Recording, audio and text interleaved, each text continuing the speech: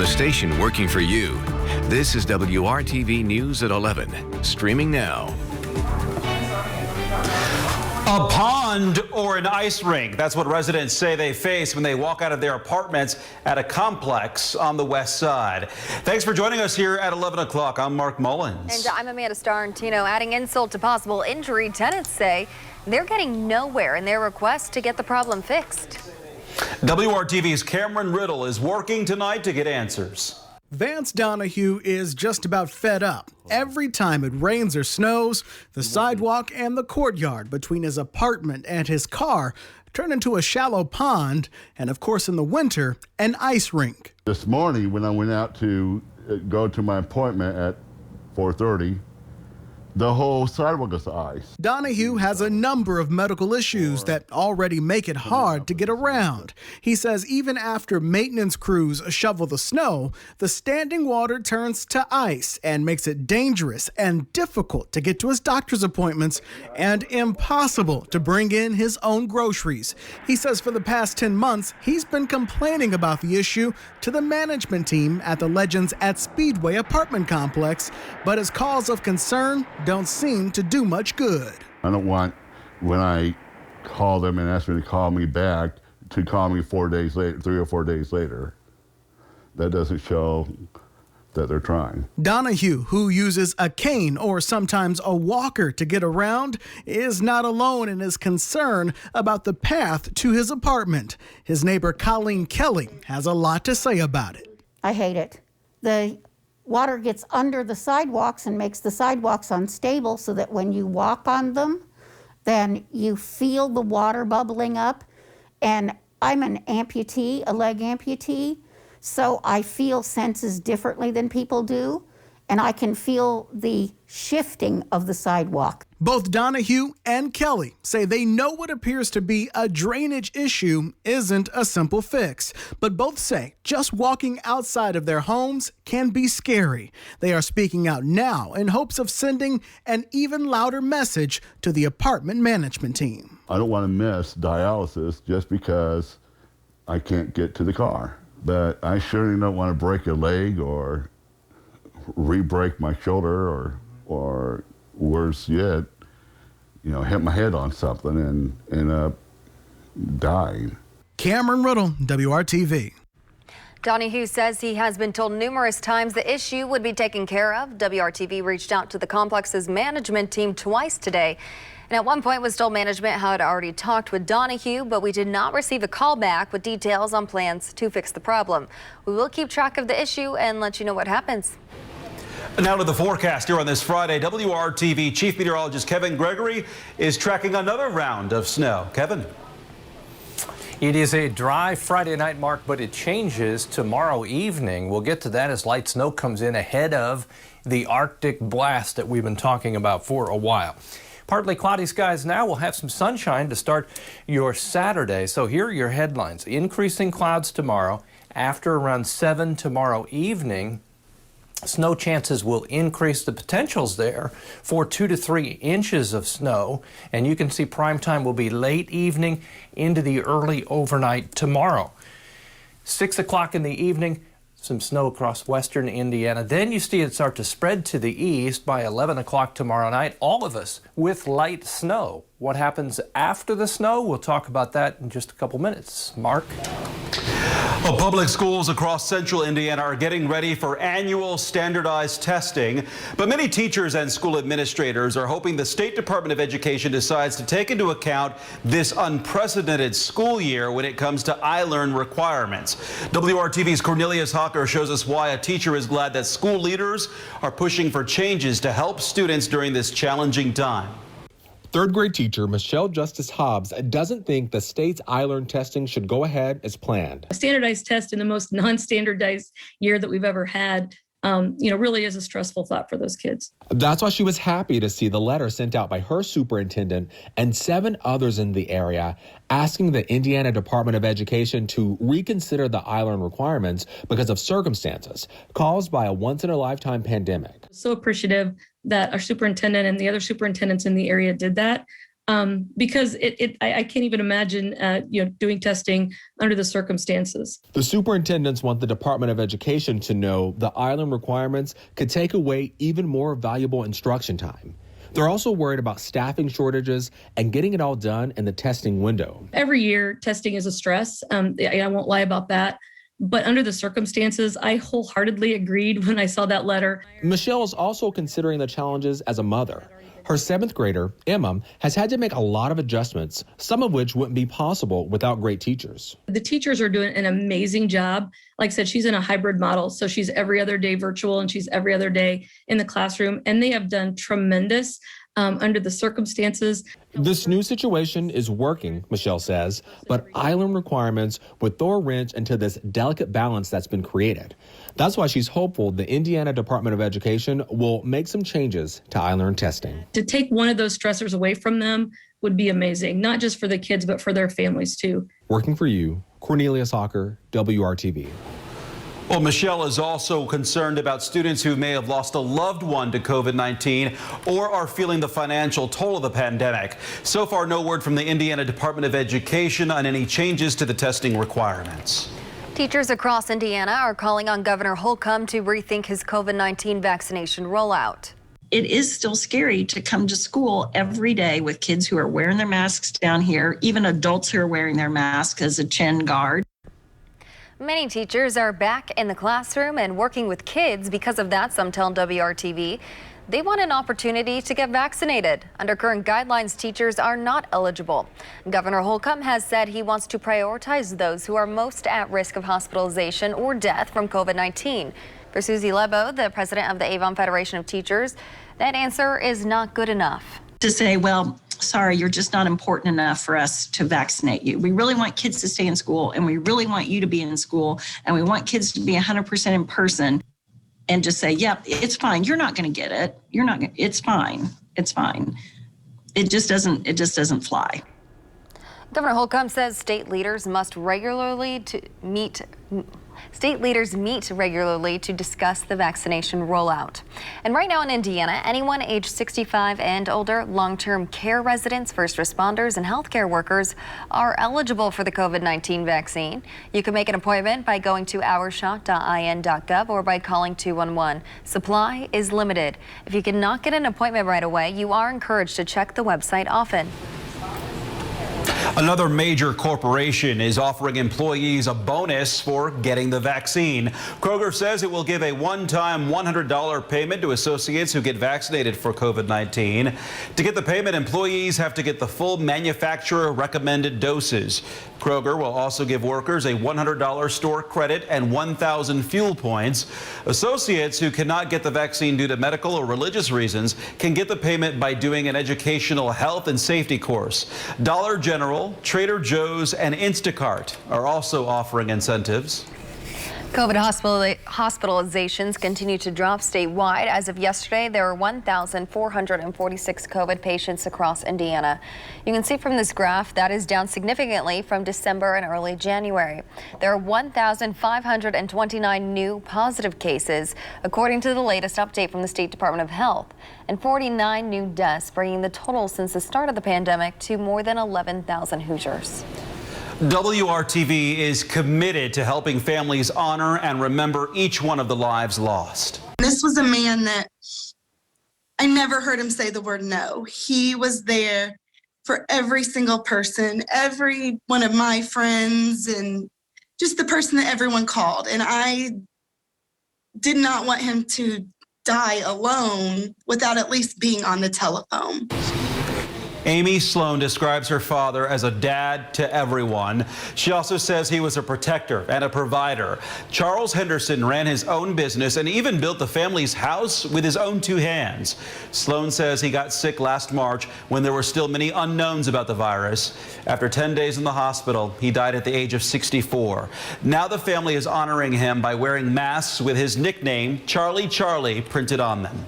I put it on Facebook that, you know, this is why we wear masks, for Charlie Charlie. And I had 5 made up for my husband, my mom, my sister, and my nephews. And it ended up turning into a huge ordeal. Even non-COVID believers, and I don't know if it's just because you have to wear a mask, but we put in just order after order after order because everybody, all of our friends, all of our family wanted a Charlie mask.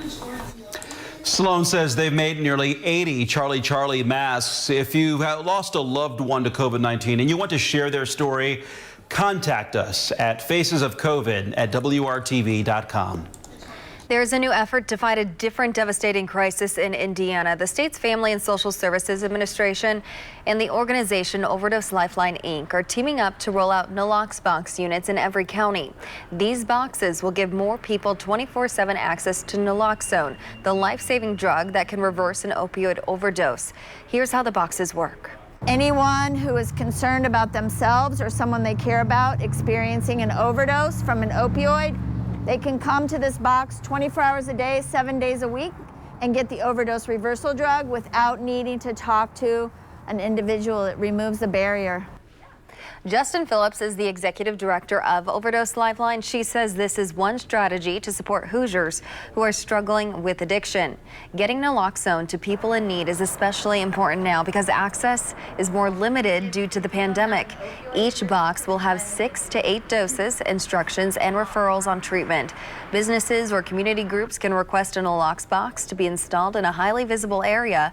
The Indiana Interchurch Center is already participating. Anytime we can help somebody in society, in our community, we're working with all kinds of different nonprofit organizations that are all doing good causes, and I get to see what Overdose Lifeline does on a regular basis.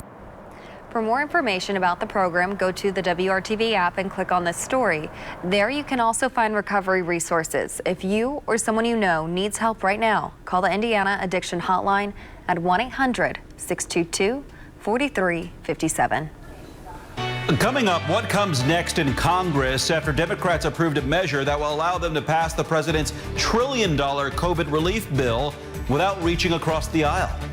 256 teams start the night. Half of them will be done when it's all done. I'm Brad Brown. The semifinals of the girls basketball sectionals. We'll have some Friday night high school hoops coverage for you coming up on the news at 11.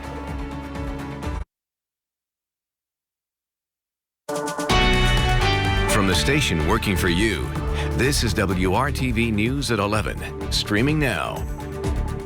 Speaker of the House Nancy Pelosi says on Monday lawmakers will begin working on the specifics of President Biden's COVID-19 relief bill. She says she hopes to send legislation back to the Senate in 2 weeks. This comes after both the House and the Senate approved a budget resolution today. The key procedural step allows Democrats to pass the president's $1.9 trillion plan without the threat of a Republican filibuster. The Senate passed the resolution by the slimmest of margins, with Vice President Kamala Harris breaking a 50-50 tie. President Biden is defending the partisan vote. So I'm going to act. I'm going to act fast. I'd like to be doing it with the support of Republicans. I've met with Republicans. There's some really fine people who want to get something done, but they're just not willing to go as far as I think we have to go.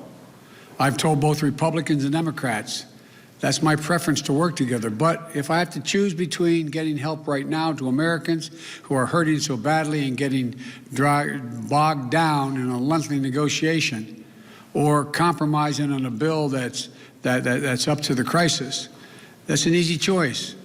I'm going to help the American people who are hurting now. Republican leaders are criticizing Democrats for passing the massive bill that could ignore their input. Looking at the forecast now, and Kevin, we've been talking about it for days, the freezing temperatures that are on their way. Well, here's the big number, and I get to that after 10 straight days of temperatures 32 degrees or colder. It may actually end up being longer than that, but about 240 straight hours where temperatures below the freezing mark. We'll be close to the freezing mark on a couple of occasions. Let's talk about the cold snap, if you want to call it that. I don't think we'll set any record low temperatures or break any records. Won't be that cold. It's just the duration of the cold weather that will kind of get to you here over the next 10 to 14 days. This is just beyond the 7-day forecast. The 13th through the 19th, you can see the bullseye over the Midwest and Great Lakes and Deep South for below average temperatures to continue. As I mentioned, 37 is our average high. Snow develops tomorrow evening into the early overnight hours. Looks like good 2 to 3 inches possible. Again, this will be a dry, fluffier snow compared to last weekend's very wet, heavy snowfall. Look at these current temperatures: 12 in Peru, 18 in Lafayette, 16 in Tipton, while temperatures in the southern portion of the viewing area from Bedford and Seymour on over to North Vernon, all in the low 30s. During the day tomorrow, we'll move from the mid-teens in Indianapolis into the middle to upper 20s. Sunshine in the morning, and then the clouds increase tomorrow afternoon into tomorrow evening. Clouds increasing ahead of the storm system that brings snow and colder temperatures. There's your temperature range. Some to the north will not make it to 20 degrees. Enjoy the sunshine early. By late in the day, cloud cover in place. 7 o'clock, there's your snow along the Wabash. By the time we get to 9 o'clock, western half of the state, all of central Indiana with light snow at this time tomorrow night. That quickly departs while you're sleeping out of the picture for Sunday, but temperatures will be much colder. Here's the latest model run with snowfall potential, a good 2 to possibly 3 inches of snow. That snow will play a role in how cold we are for the rest of the 7-day forecast.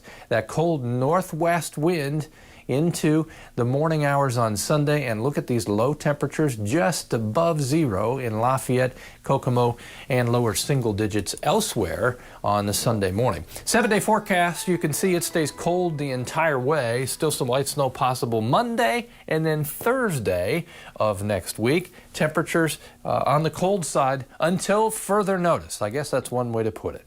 Have a good weekend. Mark?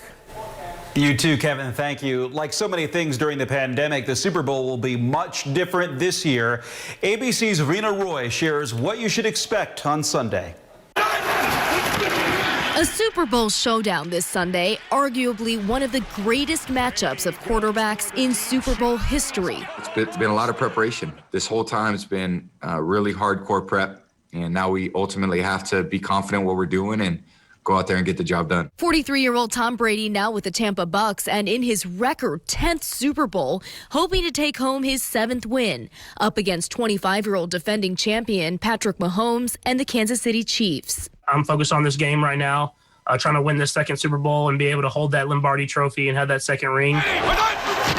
An American tradition in a time that's been anything but traditional. This was an extraordinary collective effort. There's so many people that had to work together to get this done. Raymond James Stadium, once a COVID testing site, will house 22,000 fans Sunday. Amid concerns that the big day could become a super spreader event, masks and social distancing will be mandatory. Tampa's mayor also ordering face coverings in all areas downtown and near the stadium for events tied to the Super Bowl, setting a $500 fine for violators. I've been on my own for long enough. COVID-19 safety precautions also forcing changes to the halftime show. We kind of built the stage within the stadium, and we're also using the field as well, but we wanted to kind of do something that we've never done before. It's a historic year in many ways. Sarah Thomas is the first woman to referee in the Super Bowl, and for the first time, 2 women will be on the field as full-time assistant coaches for one team, the Bucks. To me, if there's going to be any influence, it would be women that are my age saying not what if, but why not. 7,500 free tickets were reserved for frontline healthcare workers. They will be inside as guests of the NFL, all expenses paid for, to thank them for their service. Rena Roy, ABC News, San Francisco.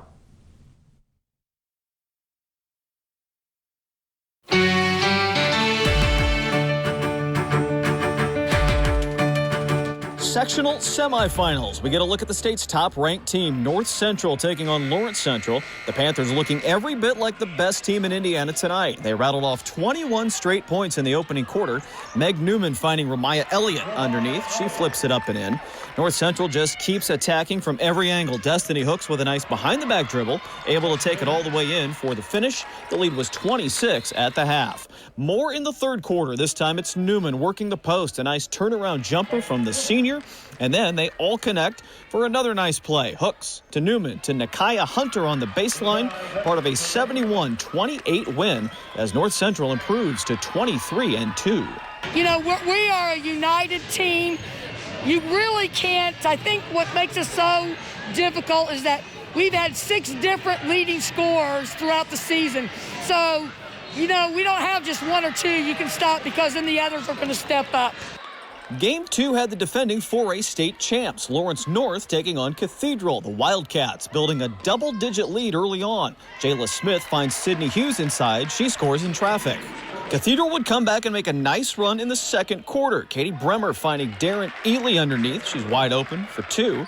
The Irish would cut a 16-point margin in half. Got it down to just 8. Clara Lee on the attack. The senior taking it all the way in for 2 more. But Ellen would come back with a run of their own. Smith off the dribble, stops just inside the free throw line and knocks one down. And then next time down, it's Anaya Graves working her way near the very same spot for 2 more. Wildcats get it done with a 74-68 win. It's their 17th victory of the season. So that sets up a rematch in Saturday night's championship game that was won by North Central during the regular season. Should be a dynamite matchup, though, and sets up the winner to advance what should be a very good regional next week. Dave Merritt continues our coverage with more action from Class 4A. A shootout from the start. Carmel's Emily Roper got things started. Hits the 3 from up top. But Fisher's Katie Howard would answer right back. 3 from the corner. Minutes later, another try, another 3. Fisher's up early. Then Smith with this nice pass to Katie Burton. She lays it in for 2. But what would really hurt Fisher's tonight was the rebounding. Here Carmel would get shot after shot. Finally, Erin Baker would get it to fall, the basket and the foul for the 3-point play. Then Katie Clark finds her range outside for 3, and the Greyhounds go on to win a close one, 59-57. They'll face Noblesville in tomorrow's sectional championship as the Millers defeated Zionsville 72-62 behind Reagan Wilson's 24 points and Ashlyn Shade's 23. Dave Marin, WRTV Sports. The Pacers home for 2 this weekend. The Pelicans here on Friday night. New Orleans had an 18-point lead with a couple of minutes to go in the third. The Pacers made a furious comeback. Justin Holiday led the scoring tonight with 22, a 3-pointer midway through the fourth, cut the margin to just 3. It would be the long-range shooting that got the Pacers back in it. Doug McDermott's triple made it 102-101, Indiana's first lead since the first quarter. Another McDermott 3 a couple minutes later tied the game at 110. The Pacers hit a season-best 20 3-pointers in the game. They would score 50 points in the final 14-plus minutes, but the final chance to win it, Miles Turner on the drive, comes up short near the rim. Solid defense by the Pelicans closes it out 114-113. Pacers are just 7-7 at home this season. They get another one at Bankers Life Fieldhouse tomorrow night against the Utah Jazz. Brad Brown, WRTV Sports.